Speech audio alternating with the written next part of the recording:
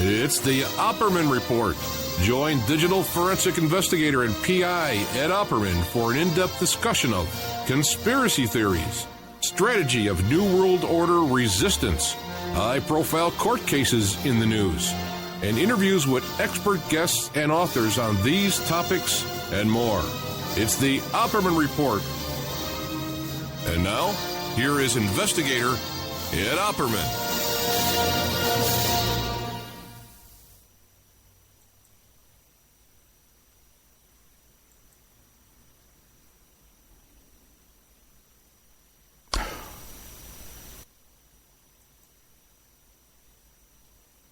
Okay, ho, ho, ho. Merry Christmas, guys. Okay, here we are. We are live on the air, December 25th, 2015. Okay. You know, I thought it might have been Hemstead. Okay, anyway.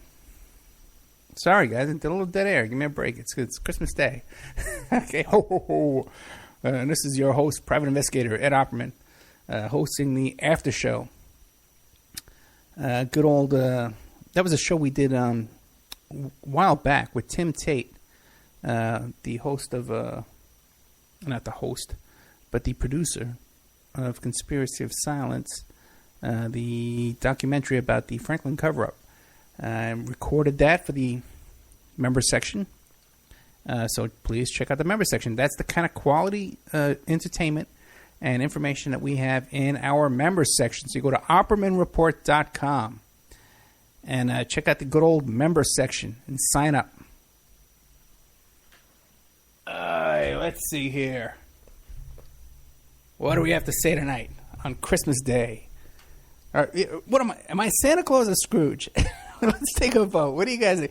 I was surprised to see so many people in the chat room, in the Spreaker chat room and all the chat rooms, considering it's Christmas Day. So thank you all. You know, guys, I really thank you very much. I really appreciate that because I thought I'd be here by myself talking to myself, which I'll do. I'll talk to myself. I don't care. You know, no one listens to me anyway, right? So I'll just talk. Okay, but thank you all for joining us tonight on the Opperman Report Christmas Day special. It's been kind of lonely around here because Vic went to see her mom. We went to church last night at 6 p.m., and then she went to see her mom and spent today with her mom. So, you know, it's kind of a lonely Christmas for good old Opperman Report, Santa/Scrooge. a little Scrooge, a little Santa, and a little Opperman Report. Okay. You know, speaking of sad Christmases and miserable Christmases, you know. Speaking of miserable Christmases, you know, man, we can't forget our buddy out there, Reverend Ed Pinkney, being held today in prison on Christmas Day and Christmas Eve, you know, and there's some new developments over there because they're not giving him a break at all, where he's dealing with the... They just gave him another write-up over there at the prison because... and the write-up is that he had a Bible on his bed. You know, so that's the latest crime committed by Reverend Ed Pinkney. You know, if there's ever a guy in my life that I've related to, it's Reverend Ed Pinkney. You know, here's a guy, man, you know, he gets arrested all the time, you know, there's all kind of crap going on in the poor guy's life. He's just fighting the good fight. He's pushing forward. He's struggling. Good Christian man, you know, 67 years old. Now he's facing, he's in prison for 10 years, you know. And with all, you got to understand, with all these write-ups he's getting, you know, about, you know, phone call infractions and having a Bible on his bed and all this nonsense, he's got 2 to 10 years. So every time he gets one of these, you know, it's like 9 months added on. It's a year added on, okay, of BS crap that we all know is BS. Anyway, listen, one thing we can do to help, it's the Christmas season. You can send our good friend, the Reverend, a Christmas card, okay? Now, that shows the prison that he has people on the outside that are keeping an eye on what's going on. So even if it's a blank card, if it's a card, you know, a re-gifted card, whatever, mail him a card, please. Reverend Pinkney, Marquette Branch Prison, Reverend Edward Pinkney, N-E-93, number 294671, 1960 U.S. Highway 41 South, Marquette, Michigan, 49855. You mail them something, a letter, a card, anything. It shows them that people are watching. Check out the interview I did with David Cole. He went up there to visit Reverend Pinkney. And he talks about how when he pulled up to the prison, they came out to his car. They knew it was him. So they're really focused on this guy, okay? So, I've been to a lot of prisons, man. I visited a lot of prisons, and if, I stepped out of my car and the COs are coming to my car to stop me from coming in, I know there's a big problem. So we go into an interview we did. It's on the Spreaker and iHeart, all that kind of stuff. It's on YouTube. So check that out. Good old Reverend Pinkney. We love you, Reverend. God bless you, my friend. Now, we just did a show that you heard. It's in the members section. That's the kind of quality of shows we have in the members section. If you're not a member, please, please, please become a member, okay? Christmas time, we don't get a lot of members. We don't get a lot of subscribers, and we don't get a lot of donations. In fact, we haven't gotten a donation in a couple of months because the people who normally donate and become members. But even the members have dropped off. And I understand that the last couple of weeks we haven't had a new show in the members section. But the plan was last week was we were going to do the show with Fiona Burnett, the woman who accused Nicole Kidman of molesting her. No, Nicole Kidman's father of molesting her. See, that show was going to be in the members section. Then that Friday we were going to do a show about the Hemstead case, about the satanic ritual abuse case in Hemstead, where the kid said Papa eats babies. There was a big YouTube sensation about this case with who is it? Abraham Christie and Ella Grieva, I think her name is. I don't have it in front of me at the moment. So the plan is that the Fiona show was going to go into the member section, and then the Hemstead case was going to go on last week. But the Hemstead people, there was a lot of difficulty booking that show, way more difficulty than I've had booking just about any other show. And I want to shout out to David Schurter, host of Rabbit Hole, Satanic Ritual Abuse Survivor Story, davidschurter.com. He's a really cool guy. He's been a really good friend to this show. I've had him on a few times. He's helped me book guests. And in the past 2 weeks, I would say good old David Schurter has spent about 20 hours helping me book guests and coordinate shows and stuff like that. And he was supposed to come on with both of these guests, by the way, and there were technical difficulties, and he backed out on one show, and then we had him on. We spent the whole day trying to get him and Fiona on all day long, and we couldn't get him on. But David's he's probably pissed off at me right now because all the drama we've had this week with this Hemstead case, which has been a nightmare. I got to be honest with you, it's been a nightmare. So we're going to get into that hopefully tonight if we have time.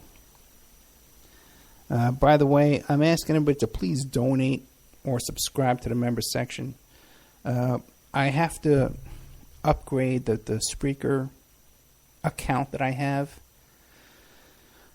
because otherwise I have to start deleting shows off of Spreaker. I know a lot of people like to go and they watch and they binge watch all the shows on Spreaker. So if we don't get some donations for that, I'm going to have to start deleting shows.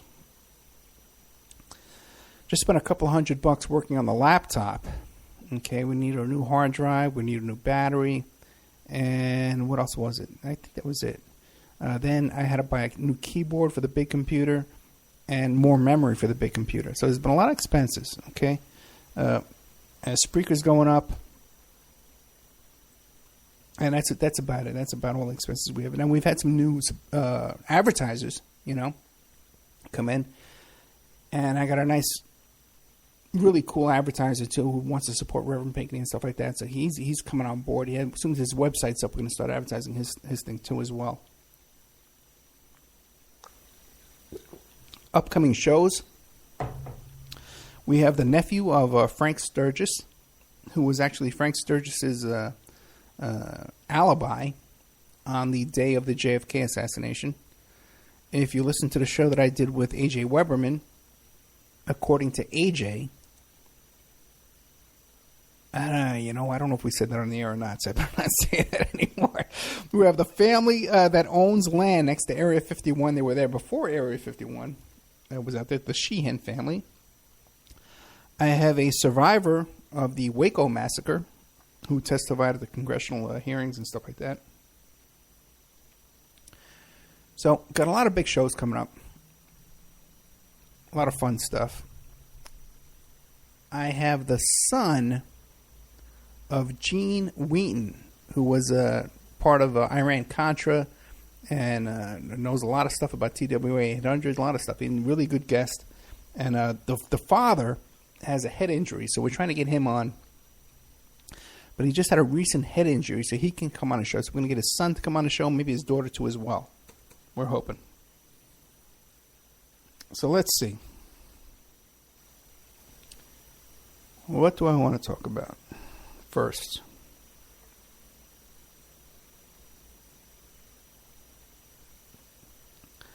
Oh.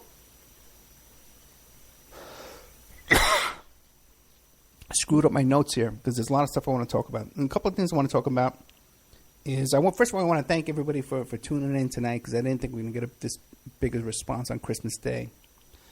So we have the Hemstead case that I want to talk about. I spent this whole week, I spent a lot of time booking this show and recording the show. I have 3 hours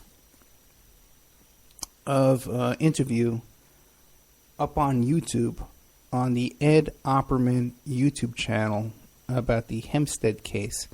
Some people call it the Hemstead hoax. Some people call it the Hemstead cover-up, the Hemstead satanic ritual abuse case. So there's a lot of different ways to look at that case. And there's 3 hours up on my YouTube channel.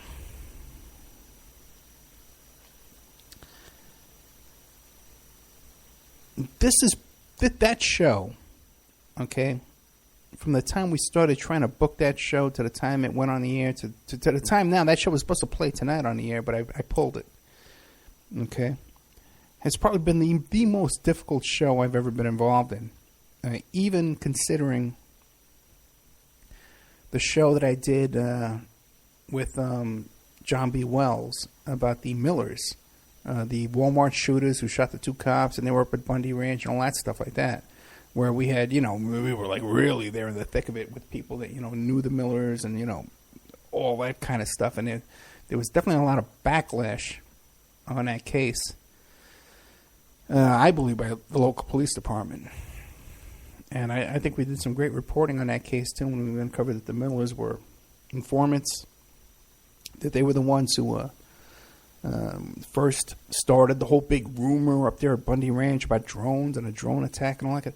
And then they got kicked out of Bundy Ranch. So I believe that our coverage of that case, the Miller case, is better than anything out there.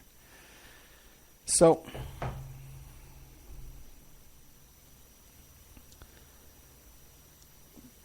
about a week and a half, 15 days ago, we decided to do a show about the Hemstead satanic ritual abuse case.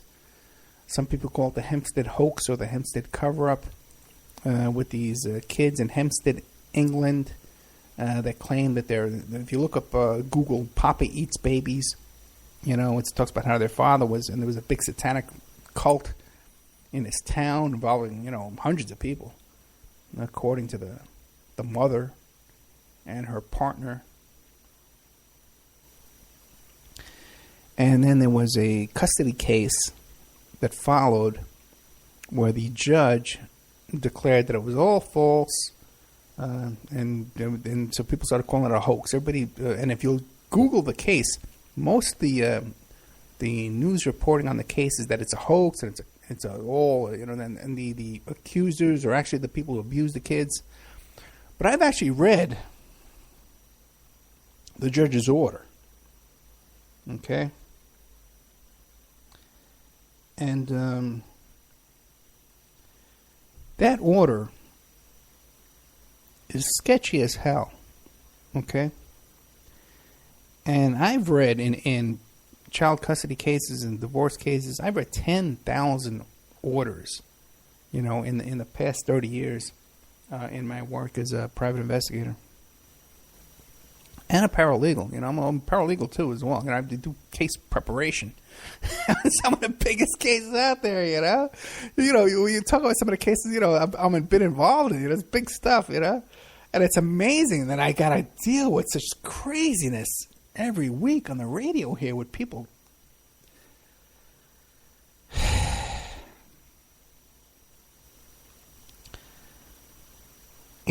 But I've read about 10,000 of these custody orders, and there's a lot of anomalies in this one that make me shake my head and say, what's going on?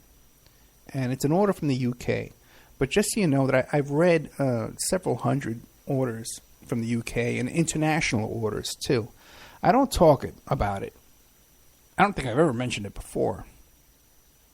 But for a period of time, when I really needed money too as well, I was working for The Hague in the Netherlands. I was an investigator working for The Hague. They employed me to do investigations for them, It's pretty basic stuff. The Hague is the international court in the Netherlands. And a lot of it was copyright infringement stuff, international copyright infringement. But I did a lot of work for The Hague. So I've read orders and judgments and stuff from international courts from different countries. So I'm familiar with this kind of stuff. I quit that job, by the way, because it would drive me nuts.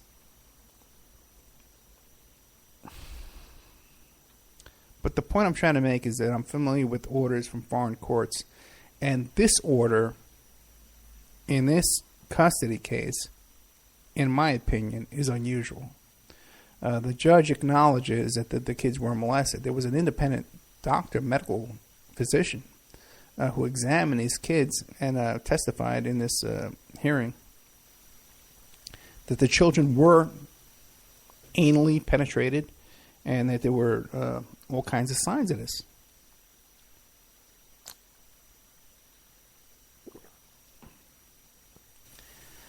Oh boy, I'm going to run out of time. The kids accused their father, their biological father, and then there's medical evidence to back it up. But the father was never really investigated. In this order, the judge says that basically totally sides with against the mother and her partner, and says everything they say is false and ridiculous, and she questions the credibility of the medical doctor who came forward with these findings.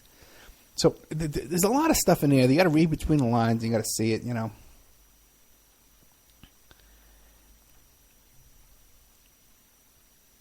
Now, I'm on the fence on this case. Okay, there's a 3-hour interview on my YouTube channel. You can check it out. I had to shut off the comments on this channel. First time I've ever done that, ever. Because I have found that the YouTube internet trolls on both sides are extremely extreme. And these are really, really out there people. Way worse than I've ever dealt with the West Memphis 3 people. So it's not like I'm a babe in the woods and I've never dealt with internet trolls on both sides of an issue before. But in this case, it's like nothing I've ever seen before. We recorded the show, I believe it was on Wednesday or Thursday, and, we recorded it on Spreaker, and Spreaker automatically uploads to YouTube. But unless you put in the titles and the tags and all the stuff like that, the description, you don't get any hits, before the show. It's nothing happens. So somehow it leaked out to the hoaxer people, the people who claim it's a hoax. Somehow it immediately leaked out to them immediately.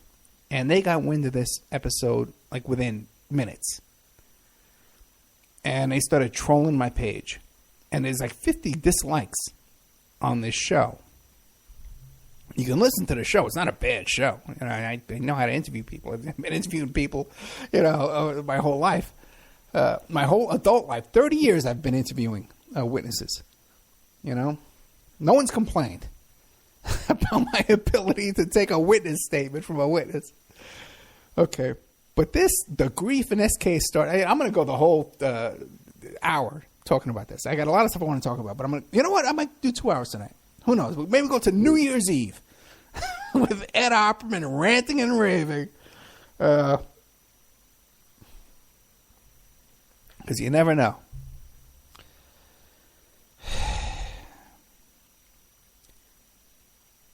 So when I do a recorded interview for the members section or for an advance interview, it automatically uploads to YouTube and it uploads to iHeart.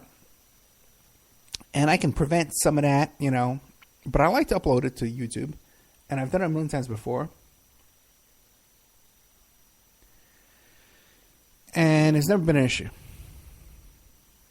This time, immediately, the people that are in the hoaxer camp found this interview within seconds and started trolling the page and posting negative thumbs down on the interview. And they're the same, just like the West Memphis 3 people. This arrogant, insulting, hostile, childish personal attacks. So I just started deleting comments. And I never, you guys got to understand. I got an active YouTube channel. The original YouTube channel got shut down, so we don't even talk about it that much anymore. But I got like 2,000 YouTube views a day. And I got a ton of comments coming in every single day. So every time a comment comes in, you get an email. Hey, there's a new comment. So you go and you check it out. What are they saying? Because I'm involved in a lot of crazy stuff with a lot of crazy people. And you never know what's going to come up on there. So I gotta have a responsibility, especially to protect my clients. That an ex-spouse or something like that is not posting something about one of my clients. So I have to really keep an eye on that kind of stuff. What's posted, it's a headache. A lot of the fun has gone out of this show, guys. A lot of the fun has gone out of doing this work. I got to tell you. But the thing is, okay, fine. So the YouTube went up immediately, which is not a big deal. Because there was no titles. The after show says after show. It doesn't even say anything about the Hemstead case or anything like that. But these fanatics that are obsessed with this case found it, the hoaxers camp, found it immediately and put it up. And started commenting and making all kinds of crazy comments.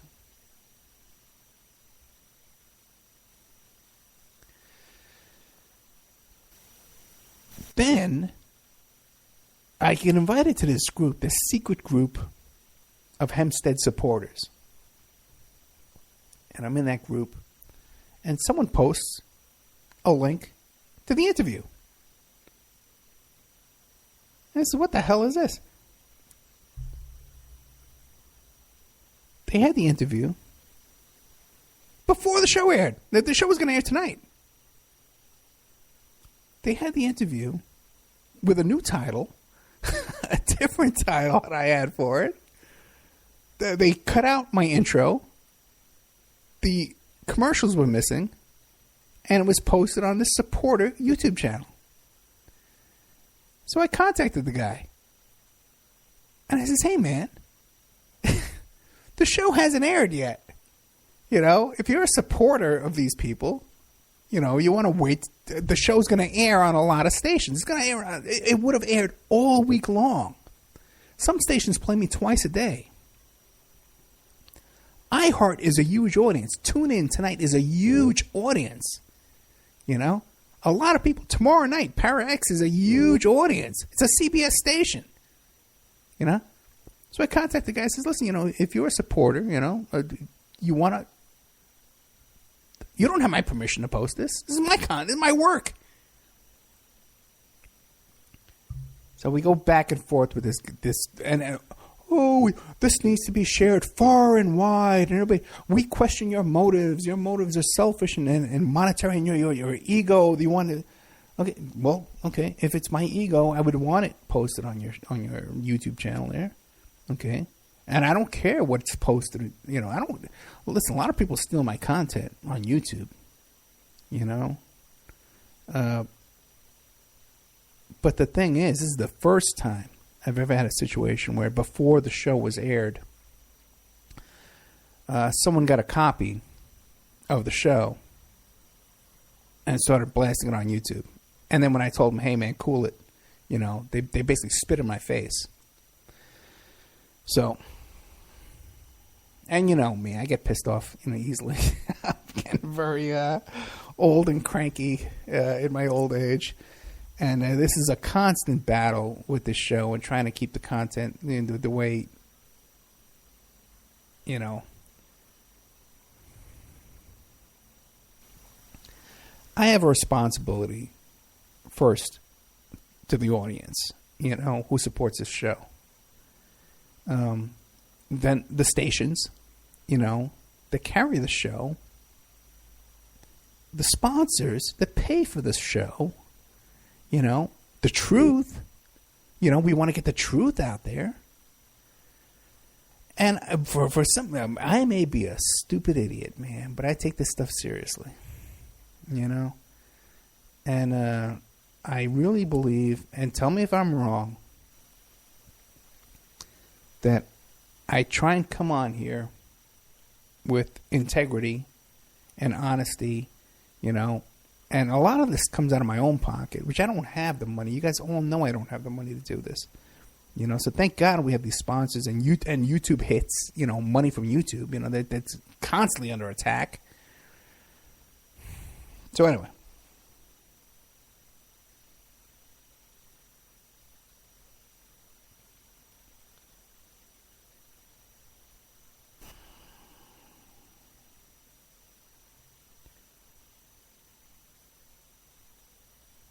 The thing is, bottom line, do I believe these people? They're difficult people. This was a difficult show to book. Way more, you know. Now, you know, I've interviewed a lot. As an investigator, I've interviewed a lot of victims, crime victims, you know, and guilty people. You know, people are making up stories and lying to me. According to these two, you know, they're damaged people. There's no doubt about that, man. These are damaged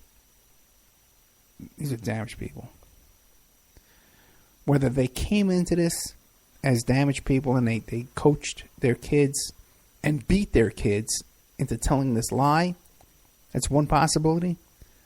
Or that they have post-traumatic stress disorder from all of this, you know, and that's why they're damaged now. And so difficult to deal with. That's another possibility. If you look at it, why would this woman need to make this up and lie about it? You know, she was raising the kids. The ex-husband, the kid's father, the biological father, never had any parental, you know, raising the kids. It would be very unlikely that he would get custody.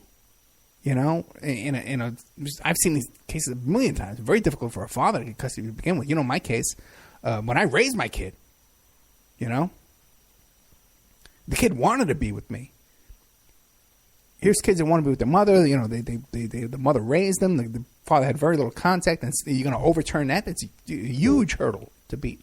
So she would make this up, you know, and then there just happens to be evidence of sexual abuse. So I can look at this case in many different ways. Now, one thing you intrepid investigators out there and all you armchair people want to take a look at, I got to, you know, when I canceled the show, you know, I wouldn't put the show on because they stole my show. You know, I'm not saying that the parents stole the show, but supporters of theirs did. You know, there's no doubt about that. You know, the show. Listen. My work is on someone else's YouTube channel, okay, that I own, They don't have my permission to have it there. The bottom line, I'm a victim of a robbery. Okay, I'm a crime victim.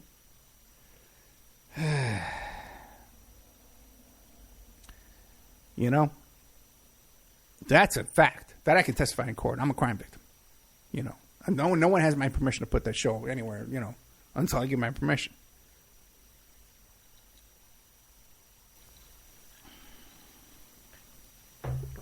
So what's behind it all? You got to look at that yourself. But one thing you can look at is the show is on another channel. You could find it. It has a different title. It's the same show, and there's no intro that I didn't study it, but the description says that there's no intro and that there's gaps. So I suspect that those gaps are because the show was recorded on call notes, and when you record it that way, you don't hear the commercials, and they won't come up on recording.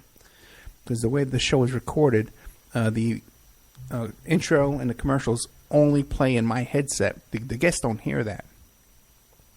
So if the guest had recorded it and then handed it to somebody and said, here, get this up right away before the show airs, for whatever reason,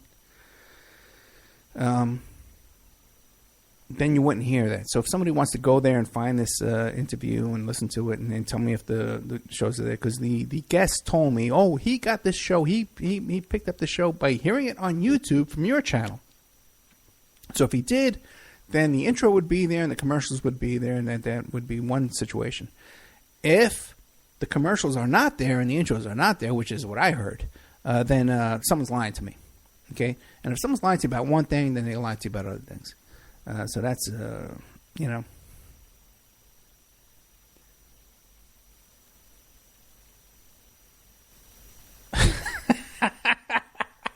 Okay. You know, I love being heckled, man. I love being heckled in my own chat room here. Okay, we're going to take a little commercial break, guys. And then we'll be right back. It's going to take a little longer than normal to pull up this. My new commercials, by the way, too. What a nightmare this is. Oh, my God. I got like 6 minutes of commercials. We got to figure something out with that. That's a long commercial break. So let me pull this up. Then we'll put a little commercial break. We'll come back. We'll talk about Donald Trump. My trip to the Trump campaign headquarters. And also, too, I got some organized crime stuff from New York City, organized crime stuff from the 1980s and 90s that I stumbled upon this week that I want to talk to you about. So let's play this little ad here. We'll be right back with more Opperman Report on Christmas Day 2015. Ho, ho, ho.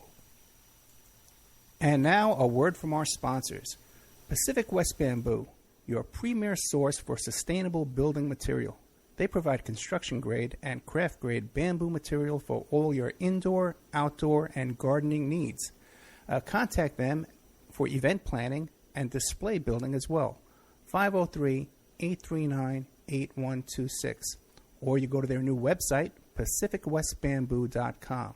Or you can contact them on Facebook at Pacific West Bamboo.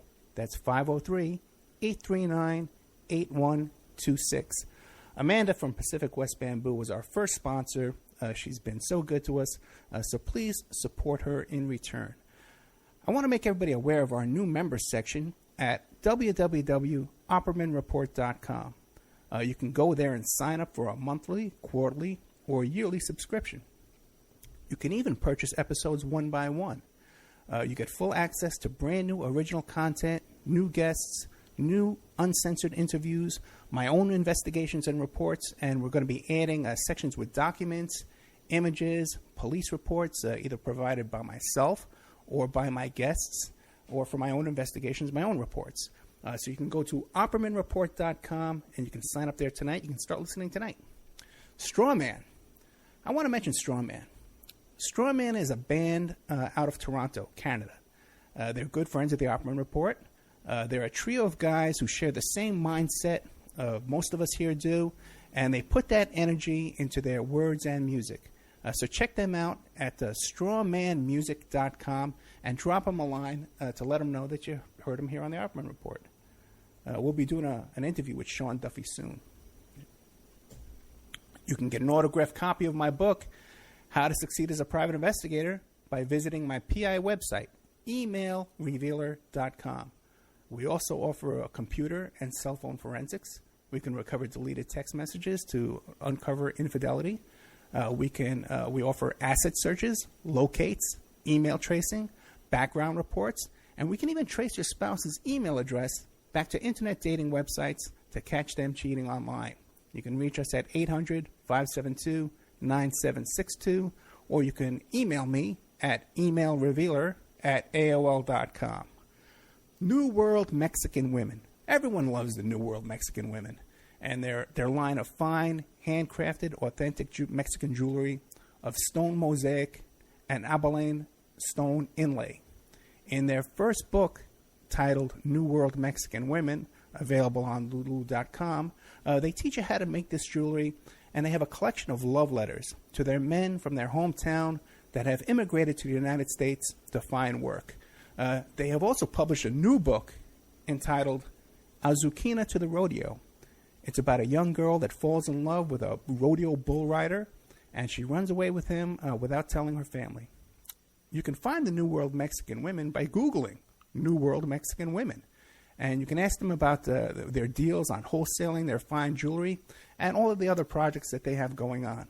If you'd like to have your business or website advertised here and promoted all over the world on dozens of stations every day, give us a call at 800-572-9762 or email oppermanreport@gmail.com.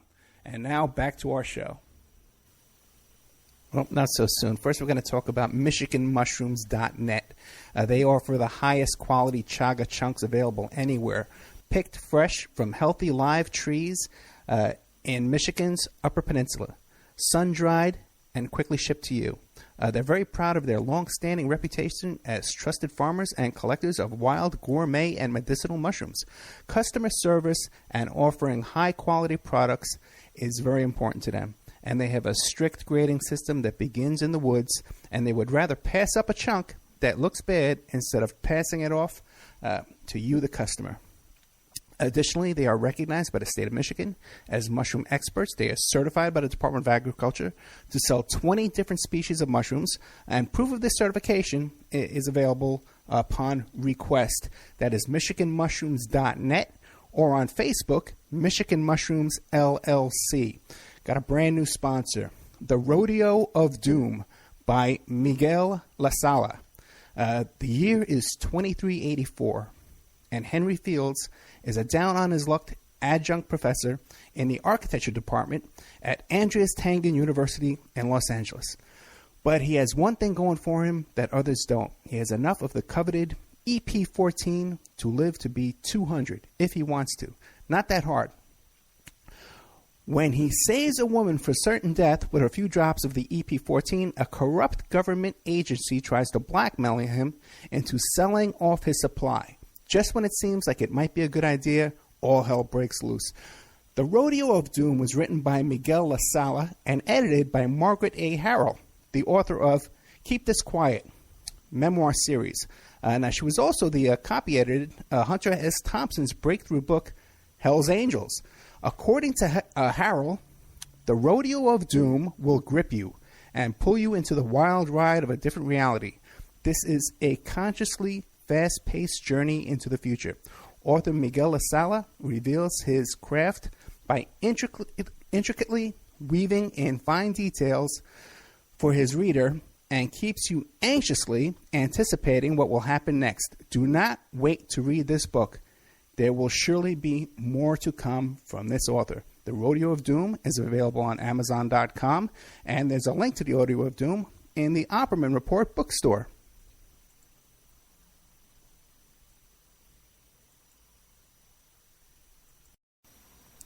Okay, welcome back to the Opperman Report. I am your host, Private Investigator Ed Opperman. I just want to say a couple of things to the comments in the chat room. One thing is that in 2005, when I filed for divorce, back in those days,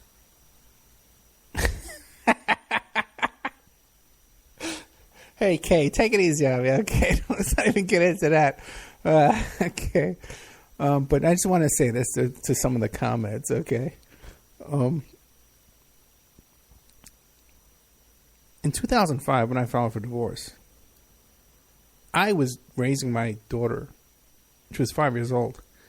And I was raising her 24 hours a day. Her mother was with her 15 minutes a day when she was waking hours, you know. Where she would get off work at 7 o'clock, but she came home at 8 o'clock, you know, and waited till Victoria was asleep. So I assumed I would get, you know, full custody, just like it was a no-brainer. But my ex-wife hired this lawyer who was bribing the judge. It was in the papers that this lawyer was bribing this judge. You know, it's documented. There's affidavits where the judge's clerks were saying that this lawyer was bribing this judge. Even during my case, this lawyer was the judge's campaign finance manager, and the campaign contributions were coming through his office to this judge. There's no doubt. And even the lawyer admitted to me that there was a payoff involved. You know, we sat in there's a little room by the court, you know, by the courtroom, you know, where you can sit and negotiate. And my lawyer and this lawyer and me, we all sat there and openly, everyone admitted there was a payoff going on, and there were certain things we can overcome the payoff and certain things you can't, you know. So I'm very familiar with corruption in family court and with a lopsided court system.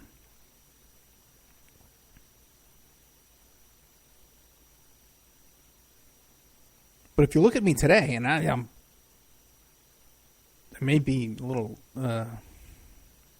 more savvy than the average guy, but I have full custody right now. You know?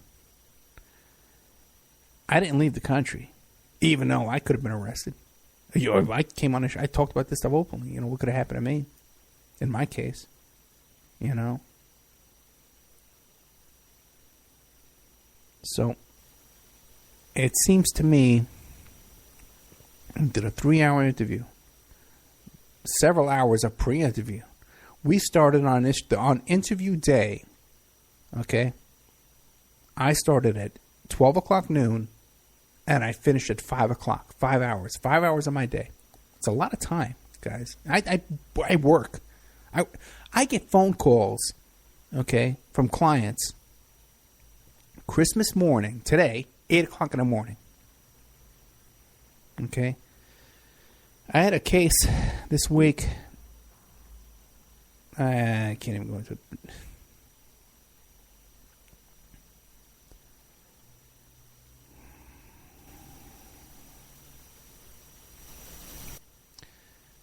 It seems to me that both sides of this case are more interested in internet trolling than they are about the well-being of these kids. The kids, by the way, are in foster care.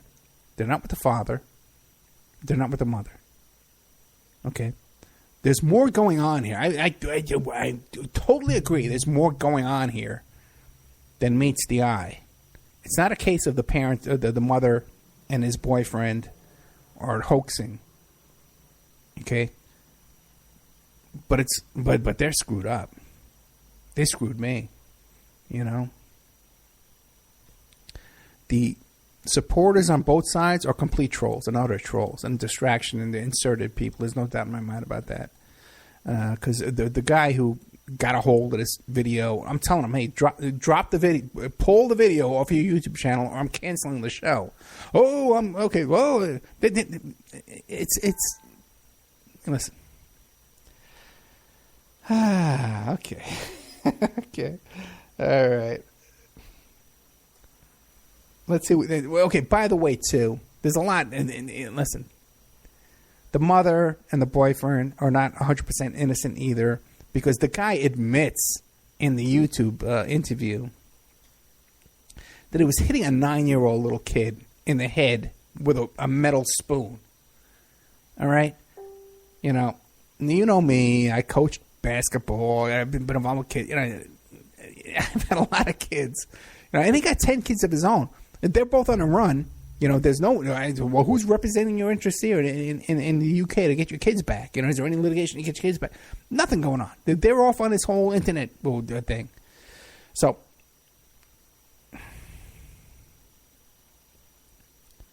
listen to the interviews. It's on YouTube. It's on my YouTube channel. I'm not gonna. You know what? I'm not gonna do the titles.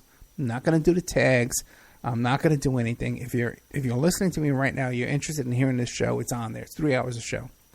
Okay, the most draining show I've ever done, by the way, that after the show was over, I drank 3/4 of a bottle of vodka, okay, that night after doing this show.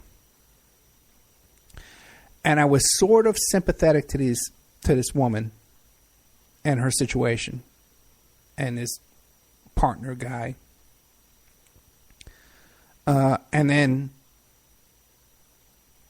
it seems like they burn every bridge that they have and they ostracize every supporter they have. Maybe this guy's inserted in her life to screw everything up. Okay, I don't know. Okay? But you want to know what, man? I wash my hands of it. I'm done. You know?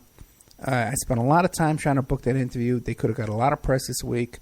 And everyone I bring on my show, they get, tons of interviews afterwards. So they could have,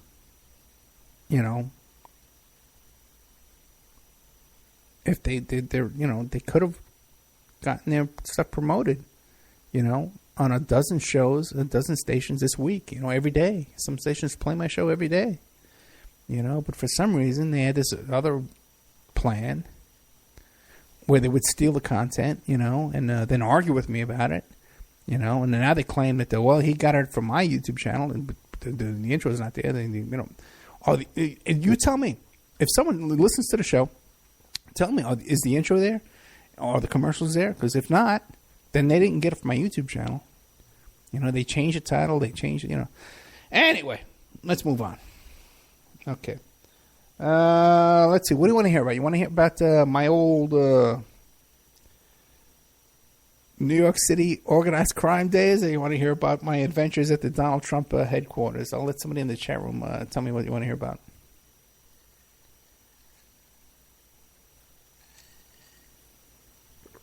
Nobody? Okay. We only got 10 minutes. Okay. I'll tell the mafia thing next week. Or maybe I'll do a special show about it. Because there's a couple of... okay. Okay, we got Broly chimed in. He wants to hear about the Thomas Yuva case. I'm willing to go over time on this story, okay? It won't be on any station, but I'll do another... both, okay. Thomas Yuva. Look this up. There's 2 movies that came out in the past year, I guess. It is about this Thomas Yuva case. Fascinating, because this is right when I guess you might say I went straight, and in New York City, and I was. Oh, guess what? My notes are gone. Oh, we might have to save the Thomas Yuva story for another day. I'll give you a little overview about it. I guess it was around 1990. And you guys know me, I was in the nightclub business in New York, and I was group in Staten Island. So I know a lot of organized crime people. I worked on some of the biggest organized crime cases in New York City that there ever were. The Pizza Connection and the Commission case. But right around 1989, 1990, John Gotti got arrested, that final arrest, where Sammy Gravano ratted out John Gotti. And it was that big, long trial. And that was the one where they took Bruce Cutler off the trial. They said Bruce Cutler was part of the organized crime family and all that stuff like that. Yeah, that's it. Rob the Mob. There's one movie, Rob the Mob, and another one called Wannabe. See, I found this movie, Wannabe, just came out. And you can find them, both of these movies are on Putlocker and stuff like that. You can find them on those free websites that are hosted in other countries that steal movies. And they're both pretty good movies. Rob the Mob has a really good actor in it. The lead actor that plays this guy, Thomas Yuva, is a really good actor. And both movies are pretty good. They all have all the actors from The Sopranos are in both movies.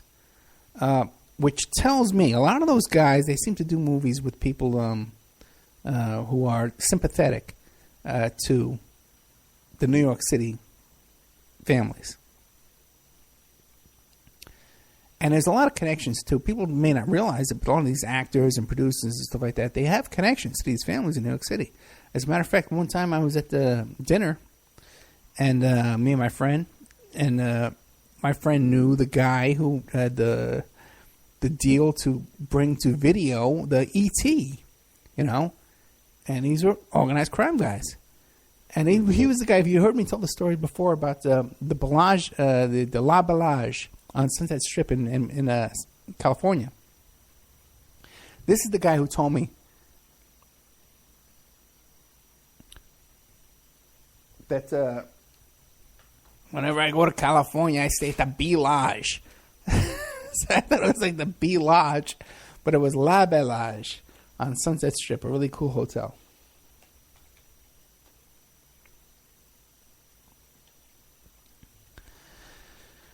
So there's a lot of connections between these movies produced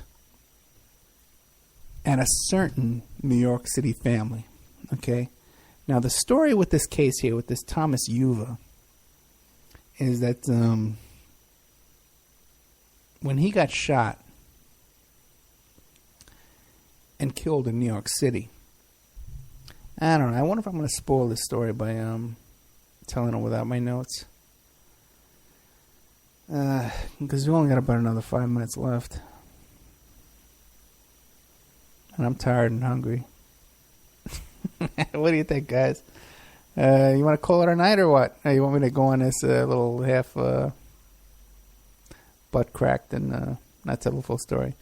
Because the thing was, is when he got shot there in, I think it was Ozone Park, or it was in Queens someplace, right by Gotti's house and right by these other guys. And they got killed right by the guy that killed him, you know, at a red light. And they shot him and his girlfriend. And if you see their mug shots, the girlfriend was this girl. She was like she looks like my ex-wife. To tell you, you're like a young, kind of innocent, kind of looking girl, you know. So there was a big thing when they shot, when the New York City organized crime, the mafia, shot a woman in a car when they were trying to hit some guy. Okay, I might have to restart, okay? Because the way things go with circulating these shows. Okay, I'll tell them. Relax, guys. I'll tell you. Okay, I just wish I had the notes. The woman's name was Rosemary, and they had gotten married. This guy was Thomas Yuva, and her name was Rosemary, and they got shot at a stoplight in Queens, near Gotti's house, near the Bergen Hunt and Fish Club, where John Gotti had his social club, and next to near the guy's house who shot them. Okay, and by the way, the guy who shot them too, this guy, I think his name was Pisano, was one of the guys who shot Castellano. Paul Castellano was the Godfather. When he shot in front of Sparks Steakhouse with Thomas Bellotti. Now, Thomas Bellotti, you got to remember too, he was the underboss for Castellano. He was his driver, his underboss, and he his family worked with my mother on Staten Island. Okay, and they also killed a guy named DeChico, who was my neighbor. Okay, so we know all, when it's growing up in Staten Island, you know all these people. This is all, everyone's gossiping, everyone's talking, so everybody knows all these stories. So when they shot this guy, Thomas Yuva, and his wife at this stoplight, there was a big scandal in New York City that these made men, these men of honor, these organized crime guys, had shot a woman while they were going after to shoot some guy who was sticking up these social clubs. Because this guy, Thomas Yuva, see, his background was he was a drug dealer. He was dealing coke. He was using a lot of coke. And he was, the word that I got, I'm going to get in a lot of trouble for doing this show tonight. Okay, I'm going to get all out of trouble. I'm going to restart, okay? I'm going to shut off and say goodnight to Awake. and all the other stations there. And I'm going to just do another show on, oh my God, on Spreaker. I'll just do another hour, half hour maybe, to tell this story. But I can see myself without my notes getting into trouble on this. And I've gotten into trouble on other shows we've done in the past where we've gotten calls, by talking out of turn and all kinds of problems from people I know back in Staten Island and stuff. So, but this is a well-known story. But the problem is that there's a couple of movies were done that are trying to present a different version of events. That involves a lot of stuff. The Curtis Sliwa shooting, the fix that was trying to go on in the Gotti trial. What else? Oh my God! There's so much in this case. I might do a whole another hour. Okay, listen. I'm gonna drop. Say goodnight to Awake. I love you guys. It's 8:00, so we'll drop that. And let's see, how do I do that? Stop all. Okay, goodbye. That's over. Mic off. Goodbye. Now we're just on Spreaker. And I got 4 minutes left. And I'm forgetting where I was. Yeah, that's what I'm thinking too, yeah. I'll put it in the member section. Thomas Uva, as far as I know, okay, from what I know about the story about Thomas Uva, I didn't know his name, but everyone knew that after Gotti got busted, John Gotti Sr., that things got a little screwy. There was a lot of control that in the New York City organized crime scene that went a little haywire, and things were out of control, and people didn't know where to kick up money and stuff like that, and things went a little wild. And there was a guy that was running around sticking up all the old-timer social clubs, like the Bergen Hunt and Fish Club, Gotti's club. Like everyone thinks when you watch these things on TV that these guys, oh my God, if you go in and you say the wrong thing or something like that, they put out a hit on you, But in reality, this guy, it was just a regular guy like me, was going into the Hunt and Bergen Fish Club. He robbed them twice. And he was robbing Gambino clubs, social clubs, Bonanno clubs, and it's been so long, I forget. But one of these other, one of the other families too, but not the Genovese. He didn't touch the Genovese at all. He didn't even go near that. Okay, because they were really coming up at the time. That's Genovese is the one with the guys with the bathrobe and the Vincent the Chin Gigante. And those were kind of the guys who came into my club and started trouble for me, and I had to pay them off. Boy, I'm going to get in trouble for this, man. I may not do this. Because without my notes, I'm going to say the wrong thing. Yeah, I'm going to...